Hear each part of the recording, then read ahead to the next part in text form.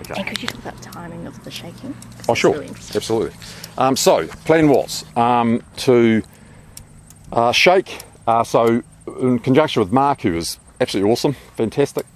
He came in. We did lots of sampling. I'd already done lots of November sampling, so I had a pretty good idea of floret numbers. And I've been doing that every year, and I do it the same way and present it to Sinclair in the same way. So I've learnt that it's relatively accurate. That part of it is accurate. You can get the rest of the sampling through the season gets quite inaccurate because there's so many variables. But it's very easy to go in when the shoots are that long, about the mid-November, late November, and count the number of florets. And I do it extensively through the block. Anyway, so we do lots of sampling and what have you, and then we leave control rows, but we shake the whole property. Based on the sampling that I'd done, I thought I was up for somewhere between 22 and 26 tonnes a hectare at that stage. That was all immediately post-flowering because we didn't immediately post, so the end of pretty much the end of December. So we didn't know really what the set was. So a little bit scared by that. And so we decided to do more than just a gentle shake, to do a theoretical 5% shake. And I was pretty happy about that because I thought that was a nice aggressive shake. So at least that job would be done properly. These guys might not even know what you're talking about. It's talking about actually running a conventional harvester through and using it as a shaking mechanism to take it out. So that's this is the first year that they've started to do that. Yeah. Well, they've got 4 or 5 years research, but then it's really gone out to the industry, and it's still not a big uptake, but it's starting to spread. And I think for our type of canopy, it's perfect. And as Sue described, it's the setup is quite different from a harvest, but they have the same harvester, and I don't know about the setup anyway. But it's all been researched and what have you. So. What is it supposed to do to the grapes, the shaker? Harvester drives through just like it's harvesting and shakes them.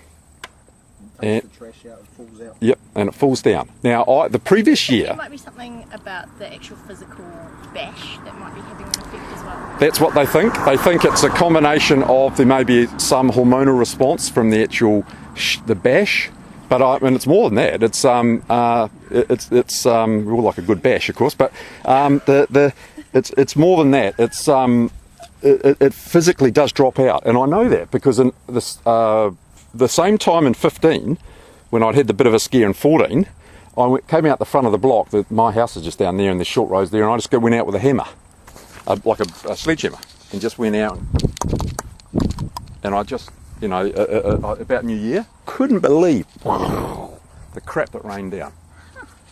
Just dropped down, and trash. What do you? It's the fruiting matter, the flowering matter, the caps. It's everything. It's caps. It can be little bits of broken leaf that's got caught in there. Everything that goes brown. Yeah, absolutely. And of course that's what goes rotten. It's fantastic. It sits there. The fruit all in the bunch. Yeah, in the bunch, and the fruit closes up around it. Can't see it. Where you're both trying to start. Yeah. And so, consequently, we left a number of, it doesn't matter, but there are a lot of control rows on both sides of the road.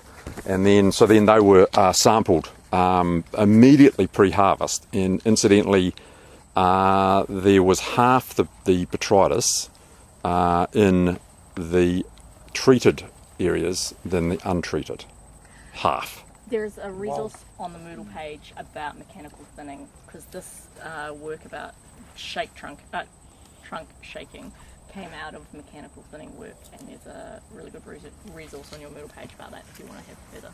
I read somewhere that down in Canterbury, like Mount Beautiful, I think they dropped their botrytis by 80% in the Riesling by doing this process. Yes, apparently, and the different varieties react differently. But apparently Riesling, they lose whole bunch. With a thinning point of view, if you hit them hard, the whole bunches fall off.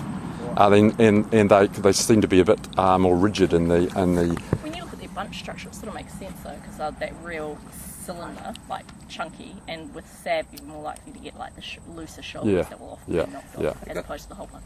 How far into the fruiting? The timing? Are we talking about? So the timing of the shake was about the, it's about the 11th, I think, of January. And if you wanted just a shake, from memory, just a shake non-thin, which my neighbour did a couple of rows as well, so I got to see that, which was a little less vigorous. That tends to be done a little earlier, so maybe it could have been even as early as the 7th on our timing.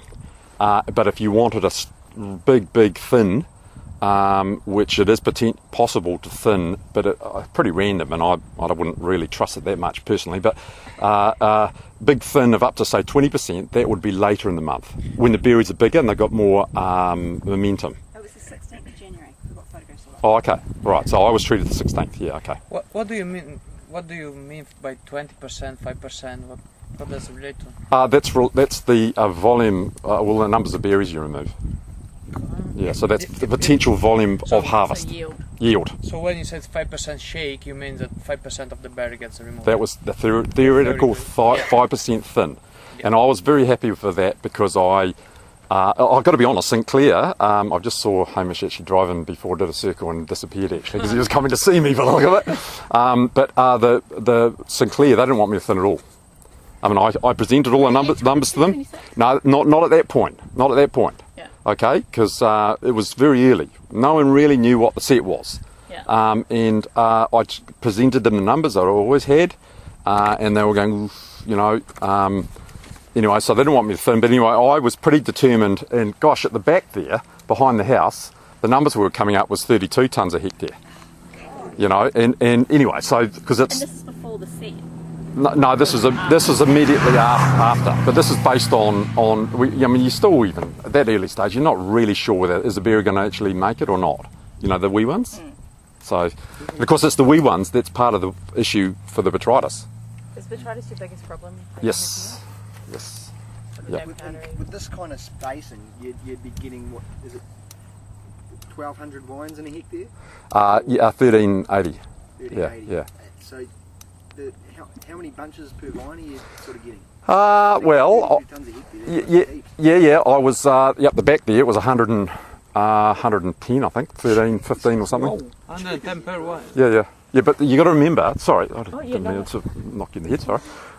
You got to remember. There's only 3 vines a bay. Yeah. So I mean, my target's just back to the pruning. Say, I will fill the wires. My pretty much every year, and I've just had a look around, a bit of a purely visual assessment. I will fill the wires, and I expect to do about 48 to 55 buds a vine, and then so that's what's that? That's per bay, so that's 150 to 165 at the most, and I know that. This type of canopy you would possibly look at and go, well, maybe they'll start to produce bull canes because the buds, the internode spaces will start to increase. Now, I have never experienced that, and with massive, really dense around the head, never experienced that. And there are a few things to do with the terroir or microclimate. They're all different. I mean, you've just gone somewhere else and seen someone else's. I'm sure it's awesome in its own way. This area here, year after year, as long as you can keep the correct inputs going at it and keep the vines healthy, and there are examples around here very close where you can see it's not happening, and you've just driven past it on the way in, and that's enough of that. Very, very. If the internode spaces don't get bigger, and you can do it reliably. The biggest issue for me, you asked botrytis, but the biggest issue I think for all of us, and my canopy, I think, with the shelter belts and everything, there are pros and cons. The biggest issue I believe is a 12 to 24 hour cold snap in the middle of our flowering. That's, I reckon, the biggest risk for the district, and that's what we are. Cool climate, and we can be having the most amazing 10 to 14 days in December, and you'll have a 24-hour cold snap suddenly come through, and you go out a month later, and your bunches are holy, and you think you've had an amazing flowering, and you will. Mike Trott will tell us 6 months later that we've had a fantastic December, and our initiation for the following year is amazing, but we had that 24-hour cool period, and that may or may not affect your flowering. That's sensitive. And that's one thing coming into this industry from the apples. The apples, there are so many more things during the growing season that can foot trip you in apples, believe me. But the two issues, the pre-harvest botrytis and the 24-hour cool period in flowering, I reckon are the biggest risks. What about powdering? Got a significant infection right next to me at the moment. So I'll be interesting. This block here, I'm going to have to be very careful with this block this coming year. So they got it late in the year. Yep. Okay. What about frost? Not a big issue here. No, we're pretty mild, even with Michelda belts. I am progressively thinning, knocking. You can see the holes in there. I'm going through taking firewood out of there, and I'm knocking slots in that shoulder belt. And I think it's going to help everything. Yeah, for botrytis and frost, and it's going to help everything. I keep the mowing around a very low, with a very clean weed herbicide strip, obviously during the frost period. Outside of that, I tend to grow everything pretty hairy. I don't mow very much. I use the minimum weed spray I can get away with. But then coming in close to harvest, this is another management tool, post the last 2 years with botrytis, after veraison, I certainly keep it well mown, which I didn't do in the past.